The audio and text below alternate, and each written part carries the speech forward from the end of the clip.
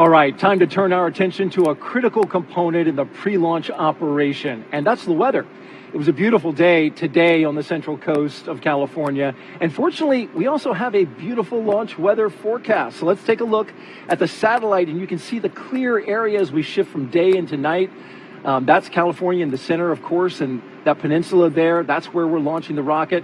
There are clouds to the north and to the west, but the area around the central part of the state where we are fairly clear with only some high cirrus clouds from a weak cold front that did move into the area and lower the temperatures here. Now, the Space Launch Delta 30 launch weather officer, Max Rush, says that this will bring elevated winds both on the ground and in the upper atmosphere. So they are watching those closely, but overall, take a look at this launch day forecast. It is nearly perfect, 90% go. The wind is 18 miles per hour. That is the gust out of the north-northwest. Temperature down to 48 degrees, so it's a little chilly out there. The concerns are winds and offshore clouds, as you saw some of that cloud cover over the Pacific. Now, the Space Launch Delta 30 weather team will be monitoring all of those winds and conditions as we move forward. Now, the winds on the ground and the winds up in the upper levels of the atmosphere, this is always being monitored by the Space Launch Delta 30 team. And to do that, meteorologists will use a weather balloon. And they invited us to watch and participate in that release that helps inform that launch weather forecast you just saw. Hey, Mike Schmeiser, Daryl, meteorologist for the Space Launch Delta 30. Good to see you again. Good to see you. So what do you do here? This is the Nerve Center for Weather Forecasting. There's about 240 sites just like this across the United States. And every day, twice a day, all of those sites release a balloon. So we're putting out the data for not only National Weather Service, but also for our forecasters. Absolutely critical data.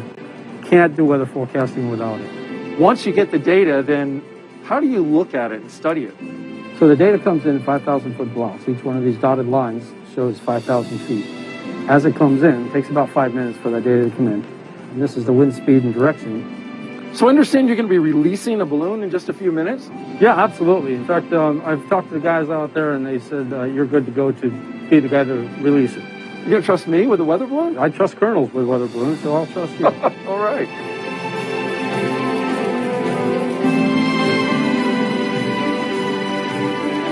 There we go, 10 seconds. I feel like the biggest hit of the park. 5, 4, 3.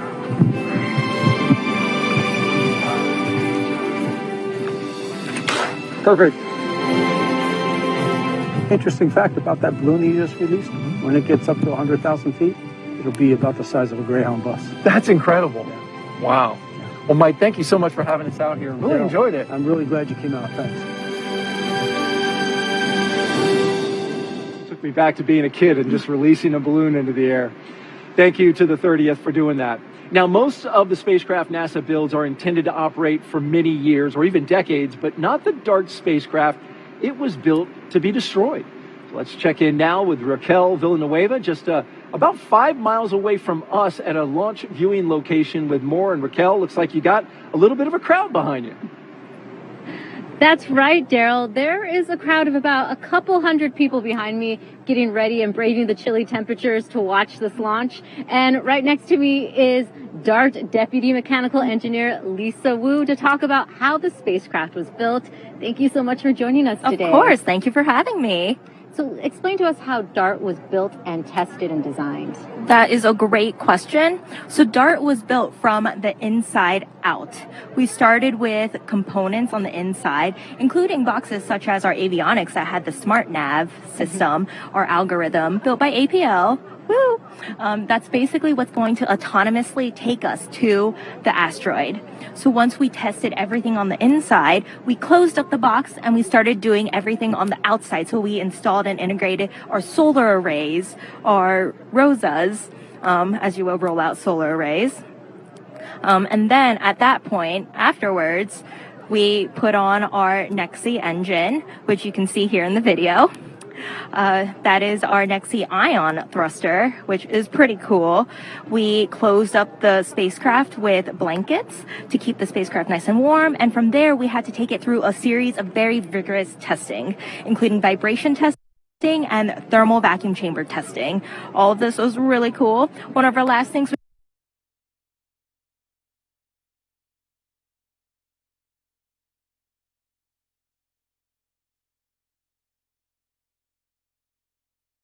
installed was our Licha cube from our Italian friends, and then we put it in our shipping container and shipped it from Maryland all the way out here to California. Right now it is on our rocket and we are ready to launch. And what was the biggest challenge the team faced when building the spacecraft? You know, I think the biggest challenge that we faced was definitely having to build a spacecraft under the constraints of a pandemic.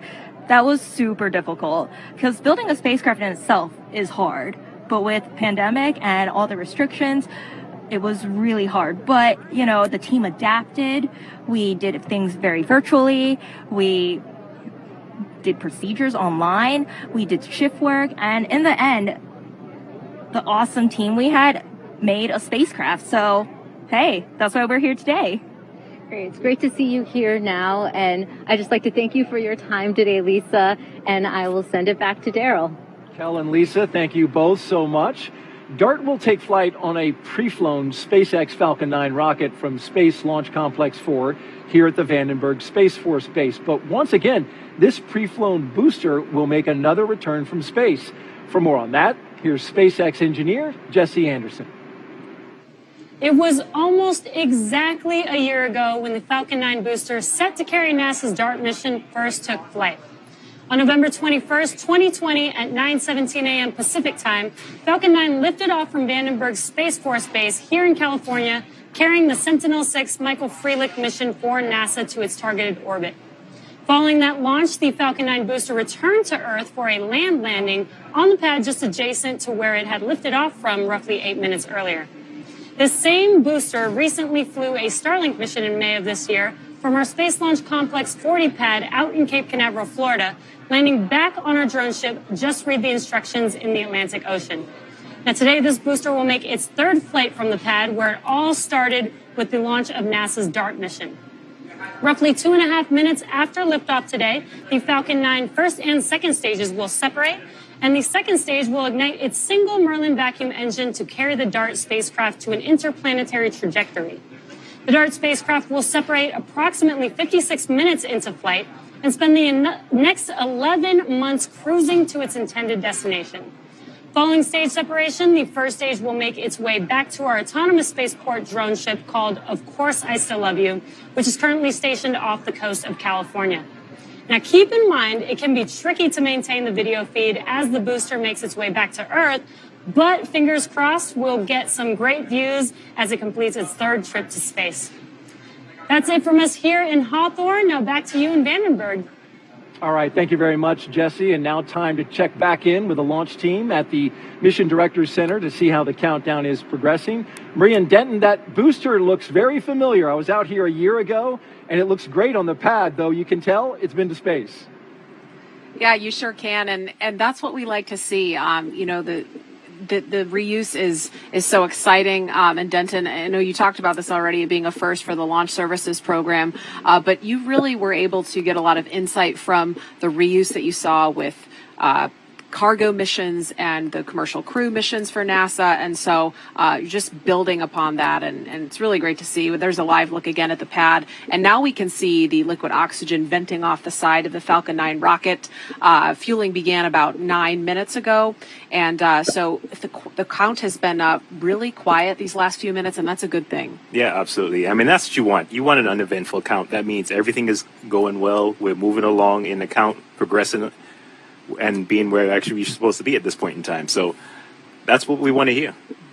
And liftoff is scheduled for 10:21 and 2 seconds p.m. Pacific time. So if you are watching from the East Coast, it's going to be already early the next morning.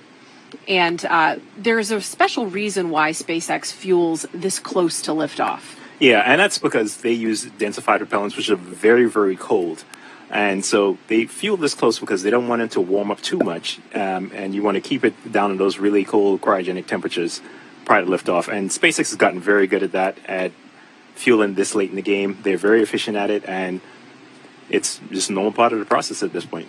All right, so we're going to continue to keep an ear on things. Next thing we'll be listening for is the SpaceX launch conductor poll at T-minus 4 minutes. That's the next milestone you see on that progress bar on the bottom of your screen. So we'll be listening in for that.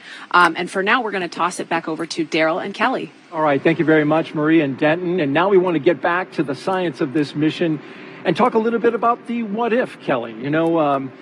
This is a big deal. A lot of people probably haven't heard of this. Like, oh, wait a second, should I be worried about asteroids now? But it really comes down to all the documenting and cataloging that you guys are doing. So how many asteroids are out there?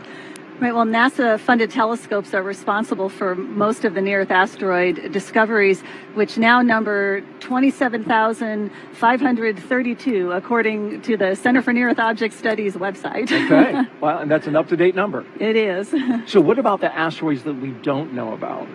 Well, that's the thing of the subset that are of a larger size that could really do damage that the Earth's atmosphere doesn't protect us from. That larger population, we've probably only found about 40% of those. Only 40%, which means there's a lot more out there. Mm-hmm. So we keep searching. Okay, well, we keep our eyes to the skies and eventually get a telescope up there, right, to look at this? Right. NASA funds these ground-based telescopes that search for near-Earth asteroids, and they're doing a fabulous job, but it is also developing the Near-Earth Object Surveyor mission, which will be a space-based infrared telescope really designed to do this type of survey work and accelerate the rate of discoveries of near-Earth asteroids. Great. Space-based telescope specifically purposed for looking for asteroids. Right. Looking forward to that mission.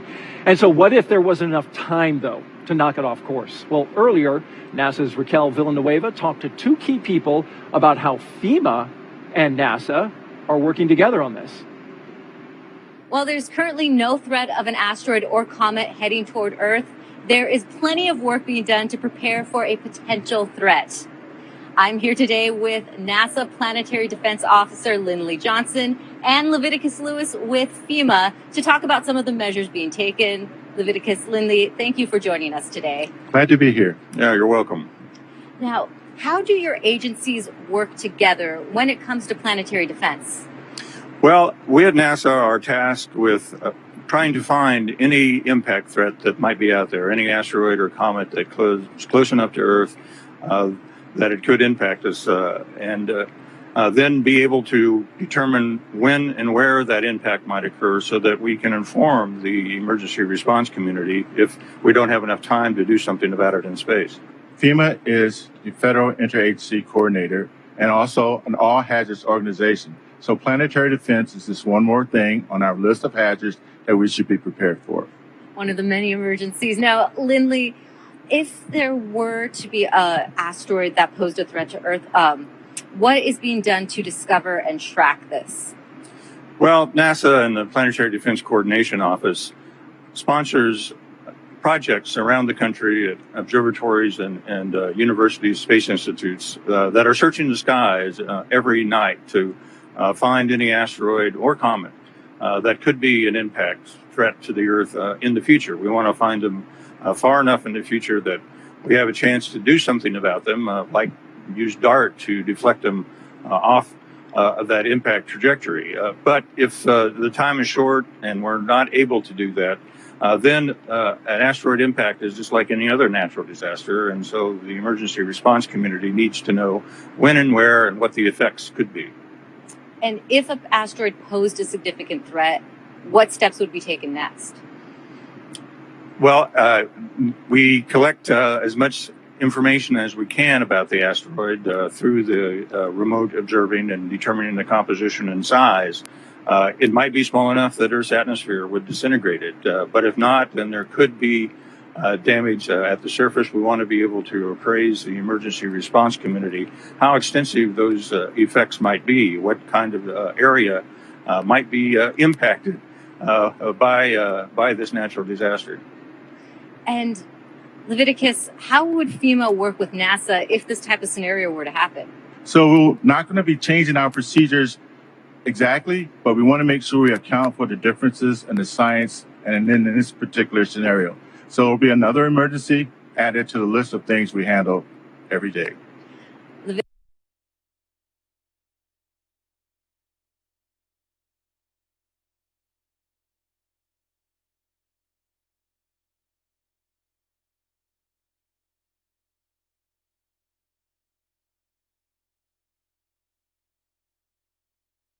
Because Lindy, thank you so much for your time. You're quite welcome. You're welcome. All right, DART is the first time we've ever used a spacecraft as a kinetic impactor into an asteroid. So we asked the astronauts on board the space station to demonstrate what a kinetic impact looks like in space.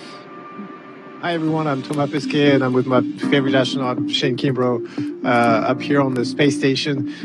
Today we're going to talk about a very cool new NASA mission. It's called DART. Can you tell us and tell me a little bit more about what is NASA's DART mission? Okay, yeah, so DART is NASA's first planetary defense test. So we're gonna try to do something we've never done before with a spacecraft. And now the purpose of this spacecraft and this mission, it has one purpose, and that's to crash itself into an asteroid and try to redirect it or try to move it into a different orbit. So today, Shane, we're gonna demonstrate some of those principles that you laid out before. But can you tell us exactly how we're going to do that? We're going to try to demonstrate this asteroid kinetic deflection method, which is really the moment that spacecraft crashes into the asteroid. So here we go. Shane is going to be the asteroid, and I'm going to be the NASA DART mission. I'm going to try to throw this CTB, and we'll look at the effect of that mass coming at him and the kinetic energy transfer. Shane will be perfectly stable. You ready? All right, here it comes.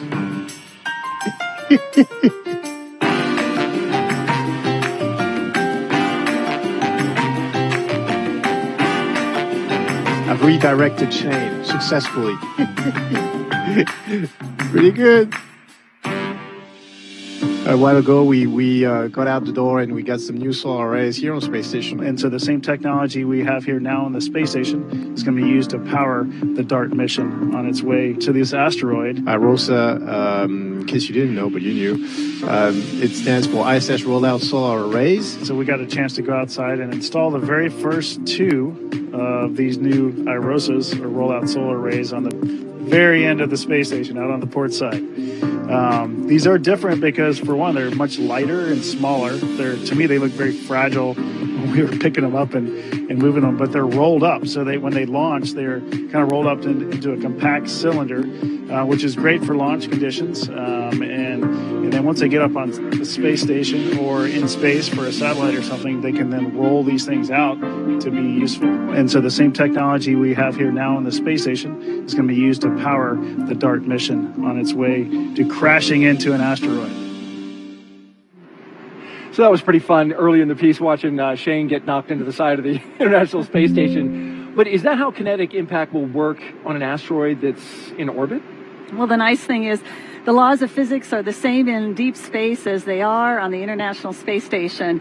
The asteroid Dimorphos might react a little differently from astronaut Shane because in addition to being impacted by something, there might be material thrown off from the surface that will affect that motion too. So it'll be a little different, but again, it's all physics. I love it. Okay. Well, a lot of careful consideration went into choosing the right asteroid to test the effectiveness of a kinetic impact with the DART spacecraft. So let's go back to the Spacecraft Mission Operations Center in Maryland, where Samson Rainey is with one of the scientists who helped choose the asteroid.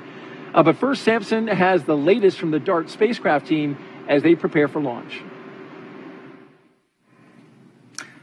Hi, Daryl. Welcome back to the mock. So right now the team continues to simply monitor all their subsystems to make sure they are continue to be a go for launch. And as you remember what I said earlier about uneventful equaling good, well, that's exactly what we want to continue in its final countdown to launch.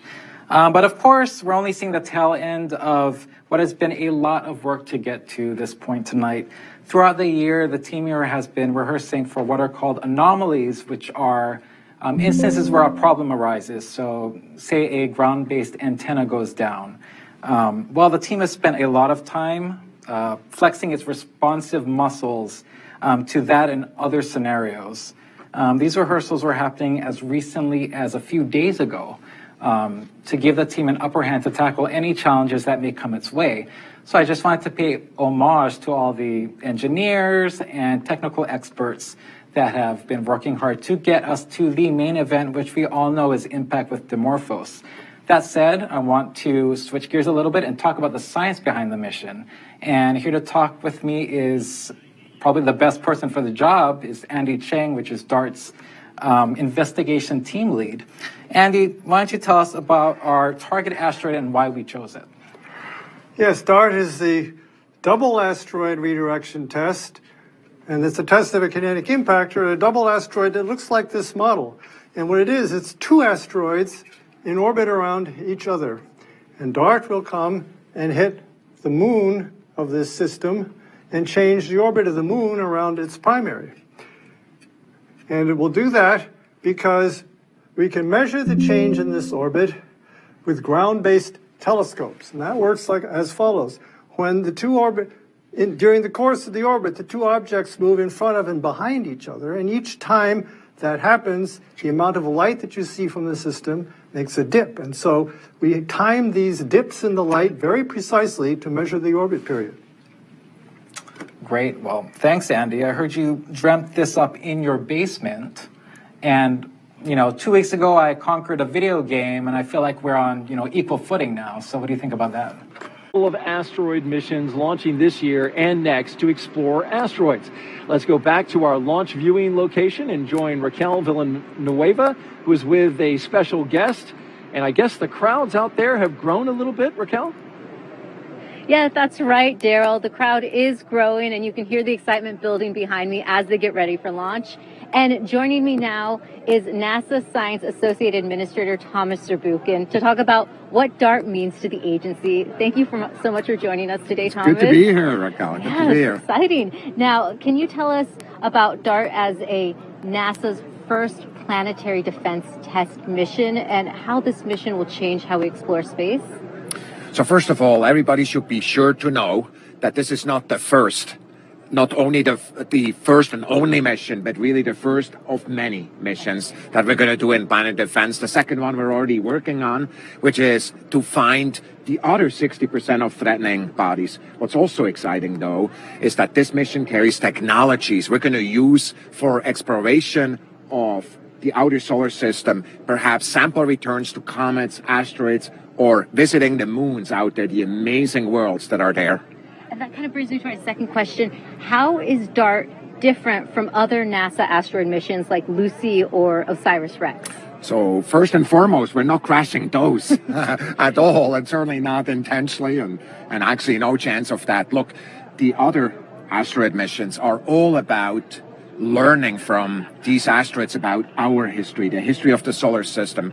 These primordial bodies out there tell us about the building blocks of the solar system, and we still have a lot to learn. So asteroids are really exciting. They tell us a part of our own history. And after DART launches, what other missions are you looking forward to in the future? Wow, before the end of the year, we have 2 astrophysics missions.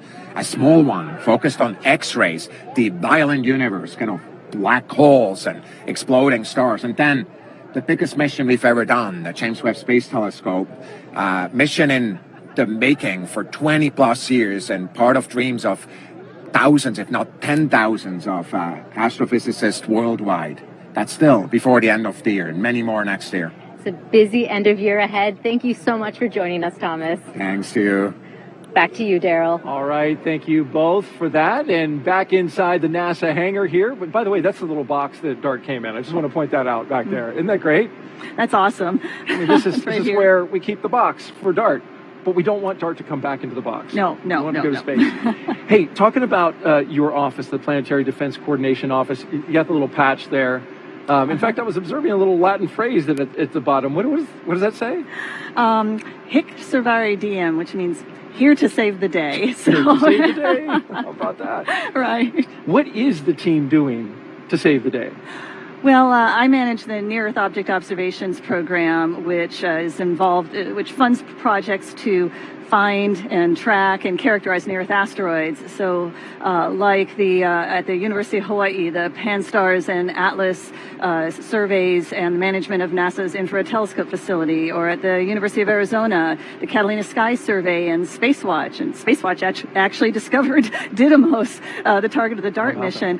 The Center for Near-Earth Object Studies. I know we're going to have a video from Ryan Park about calculating the orbits based on those observations and from observations around the world, because if you don't find the asteroids and you don't find out where they're going to be in the future by calculating their orbits, then you can't have a mission like DART. You have to know where the asteroids are. And so for people to understand the difference, I hear this a lot, okay, what are asteroids and how are they different from comets and meteors? Well, and again, that's something, maybe Ryan can tell us about that if we have the video, but... Well, we don't have the video at the moment. We only have you. Oh, darn. Okay, well, then I guess I'll have to do that.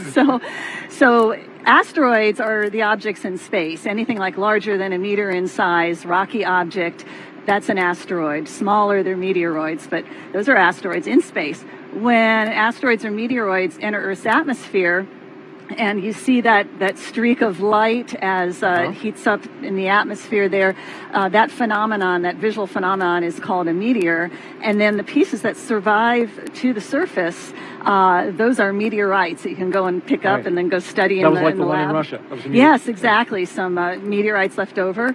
And then comets are the icy bodies in the solar system, creating those tails as opposed to the asteroids. Okay. Thank you for breaking that down. We appreciate it, Kelly.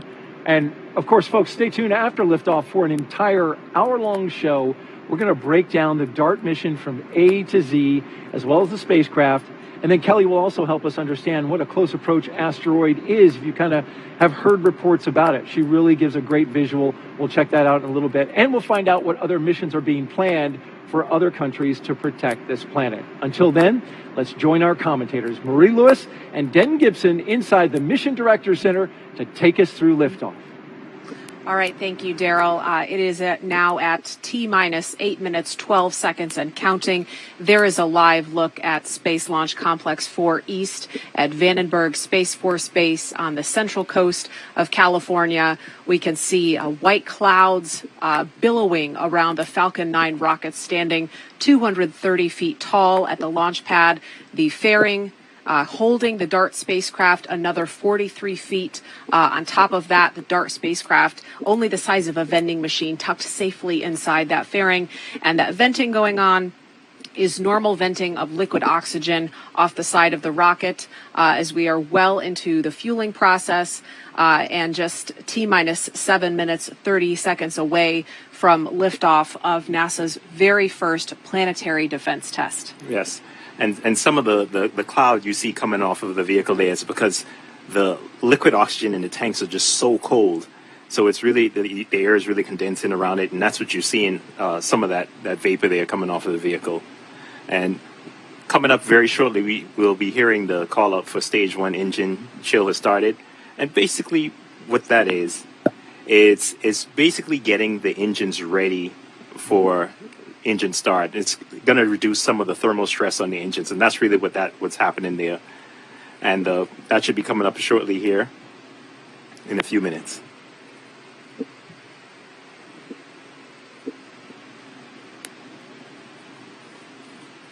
And we just heard that call out for engine chill. It just started.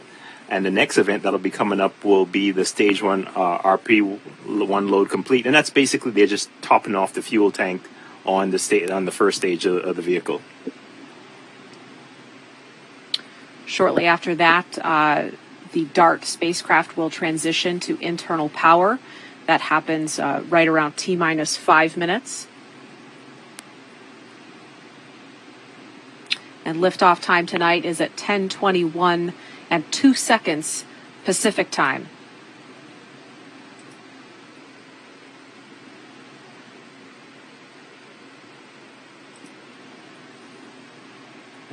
we're still progressing towards T0. The count is going well so far.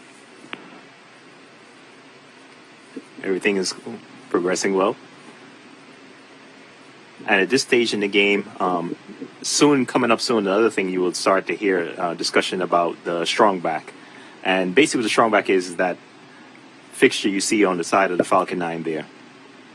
That is basically supporting the Falcon 9 leading into launch. It provides the power, the electrical power, and the fluids going to the Falcon 9 while it's standing there on the pad.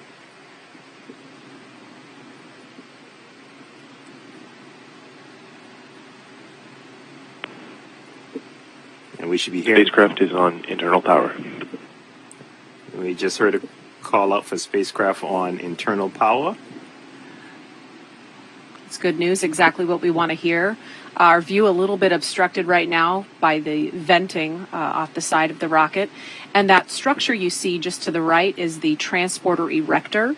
And that is the strongback.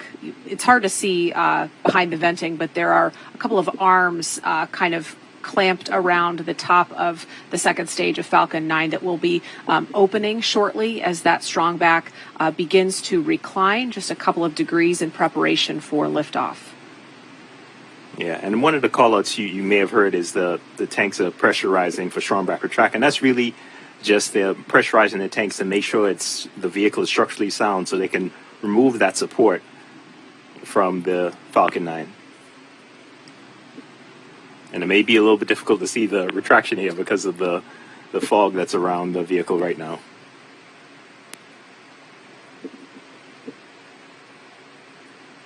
NLM, LD on countdown 1. LD, this is NLM. Looking to confirm you and your team are go for launch. Yeah, NASA is go for launch. All right, so we just heard that confirmation that the NASA team is go for launch. And we can see that strongback retract happening as we speak. And basically that was the last confirmation from between the NASA team and the SpaceX team to say that we're good to go.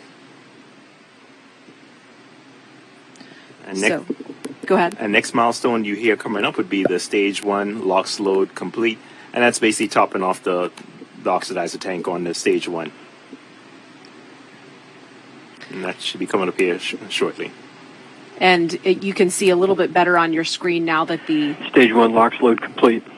Yep, just heard that confirmation. So the stage 1 is completely topped off of fuel and oxidizer. So we're looking good on stage 1 right now. And shortly coming up, you'll hear them topping off the stage 2 tank. There's a wider view now of the transporter erector. You can see that recline.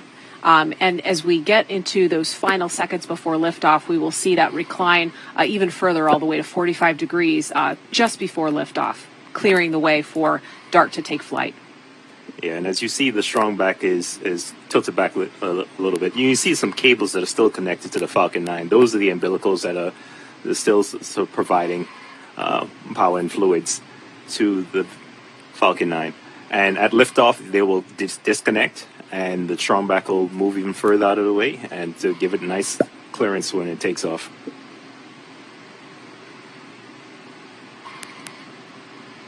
We'll have a series of rapid events after liftoff that will guide you through with that progress bar.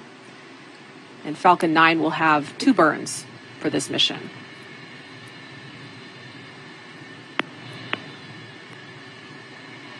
Stage 2 LOX load complete. We just got that confirmation that stage 2 LOX load complete. At this point in time, all of the propellants have been loaded onto the launch vehicle, and everything's looking good. And in the meantime, the SpaceX drone ship, Of Course I Still Love You, is standing by in the Pacific Ocean, ready to receive the first stage booster that will be landing a little more than 9 minutes after liftoff on the drone ship. We don't expect to hear sonic booms here on land because it's coming down in the Pacific Ocean. So if you were here for Sentinel-6, you probably heard those a couple of sonic booms. That was because the booster was landing on land. Not the case this time. Yeah, it would be awesome to hear it, though. Falcon 9's in startup. It's awesome to see. We just heard a call out that this Falcon 9 is the startup. That means it's going through its startup sequences.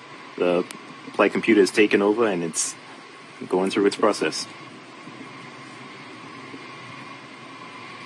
Falcon 9, DART, go for launch. We just heard that final call that Falcon 9 and DART are go for launch. T-minus 35 seconds and counting. T-minus 30 seconds.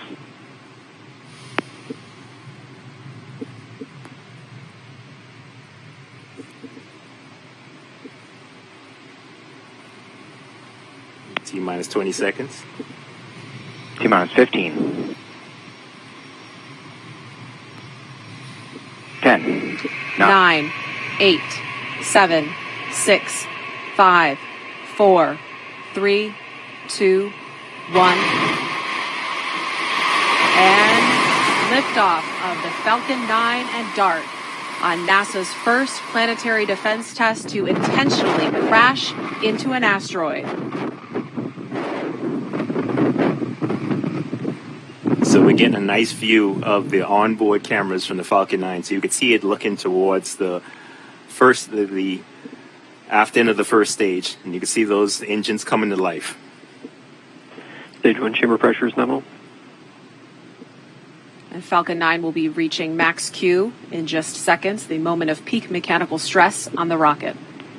And here in the Mission Data Center, we can feel the rumble from the Falcon 9, and it's always amazing to hear and feel. Power and telemetry nominal.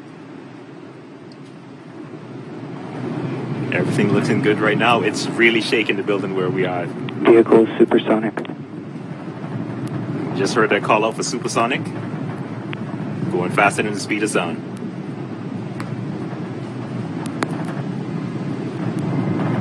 Max Q. And we've just passed max Q, that moment of peak mechanical stress on Falcon 9. And everything's looking good. We're still getting some nice views of the onboard Falcon 9 camera. And we should be coming up on main engine shut off here in about a minute.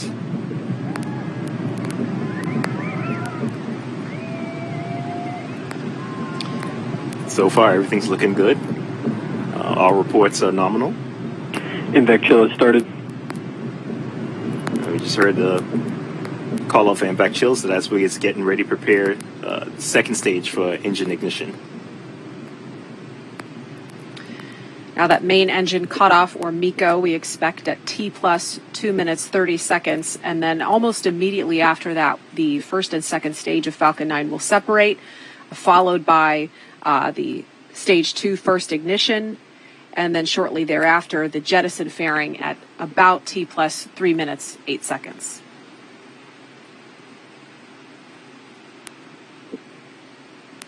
So far, nominal liftoff. And as if you notice, the plume or the flame coming from the engines have gotten bigger. That means it's high in the atmosphere, where the atmosphere isn't compressing the flames coming from the launch vehicle. MECO. Okay, we just heard that. Separation confirmed.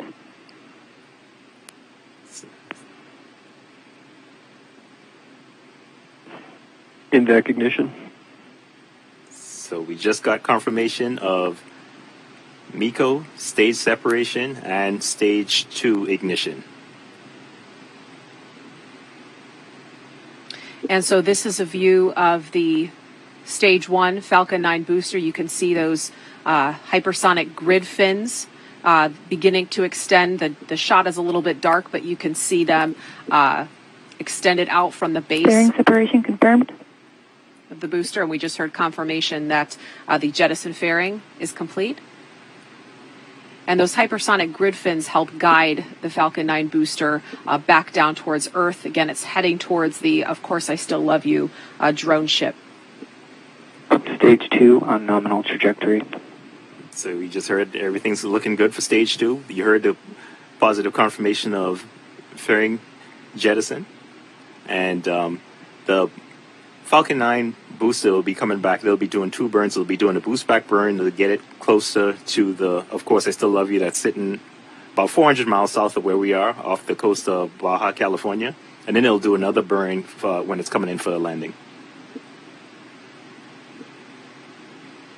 We're at T plus 4 minutes, 6 seconds, and so far, nominal ascent of the DART mission, NASA's first planetary defense test. Falcon 9 booster will begin its re-entry burn in a little over 3 minutes. So far, everything's looking great. And that's exactly what we wanted to hear. It was awesome to hear it and feel a launch while we're sitting here in the Mission Data Center. Yeah, that rumble never gets old. Yeah. And hard to believe in about 11 months from now that DART spacecraft the size of a vending machine is going to Midpoint guidance. Crash head-on into Dimorphos at the speed of 15,000 miles per hour. Yeah. And as we were talking about before, how fast is 15,000 miles an hour? I mean, it's like going from New York City to Los Angeles in less than a blink of an eye. So faster than you could blink, you travel across the country.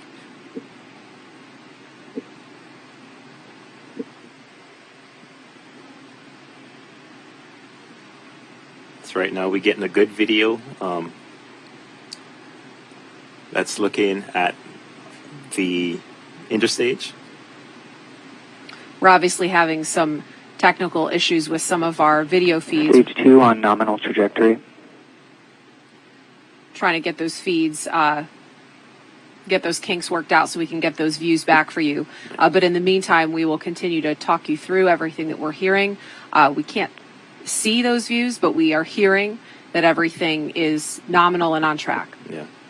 And as you heard before, it may be difficult sometimes to get the video from the stage 1 landing. It's coming in very fast, and sometimes it's hard to get that video. Yeah, that's a great point. It's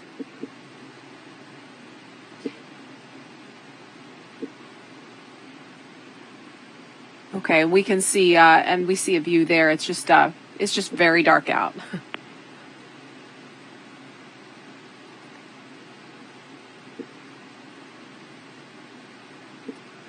Okay, so look like we're getting some good video.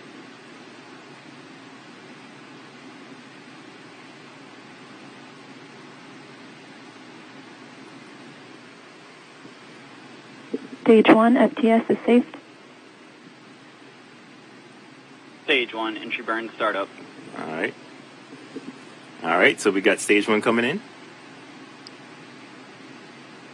Now you've got a better look at those grid fins.